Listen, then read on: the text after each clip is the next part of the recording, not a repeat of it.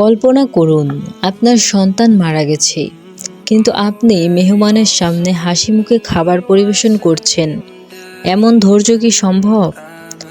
রাসূল সাল্লাল্লাহু আলাইহি সাল্লামের প্রিয় সাহাবী আবু তালহা রাদিয়াল্লাহু আনহু, তার ছোট্ট একটা ছেলে ছিল, যাকে তিনি প্রাণের চেয়ে বেশি ভালোবাসতেন।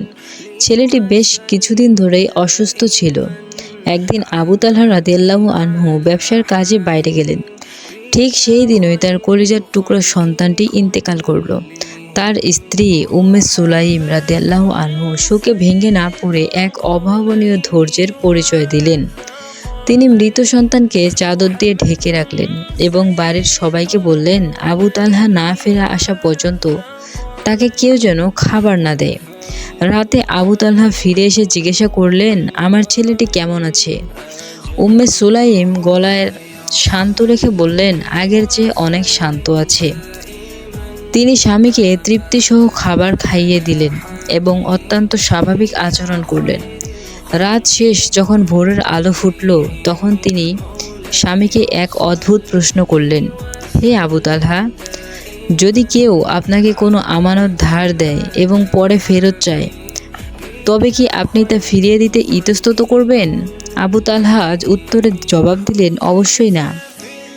তখন উম্মে সুলাইম চোখের পানি মুছে বললেন, তবে জেনে রাখুন, আল্লাহ তার আমানত অর্থাৎ আমাদের ছেলে তাকে ফিরিয়ে নিয়েছেন। আবু তালহা শোকে স্তব্ধ হয়ে গেলেন, কিন্তু পরক্ষণে আল্লাহর ফয়সালার সামনে মাথা নত করলেন। সকালে যখন তিনি রাসূল সাল্লাল্লাহু আলাইহি সাল্লামের কাছে গিয়ে সব খুলে বললেন, নবীজি সাল্লাল্লাহু আলাইহি সাল্লাম মুচকি হেসে দোয়া করলেন, আল্লাহ তোমাদের গত রাতকে বরকতময় করুক। ইতিহাস সাক্ষী দেয়, সেই রাতের বরকত আল্লাহ তাদেরকে পরবর্তীতে একটা নেককার পুত্র সন্তান দান করেছিল, যার বংশধরেরা সবাই কুরআনের হাফেজ এবং বড় আলেম হয়েছিল।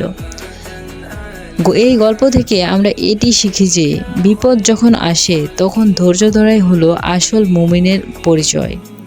আমরা কি আজ সামান্য বিপদে আল্লাহকে ভুলে যাই, যা আমাদের কখনোই করা উচিত নয়। তো ভিউয়ার্স, আজকের এই গল্পটি আপনাদের কাছে কেমন লেগেছে কমেন্টে বলবেন। আর এইরকম ভিডিও পেতে অবশ্যই চ্যানেলটিকে সাবস্ক্রাইব করে রাখবেন।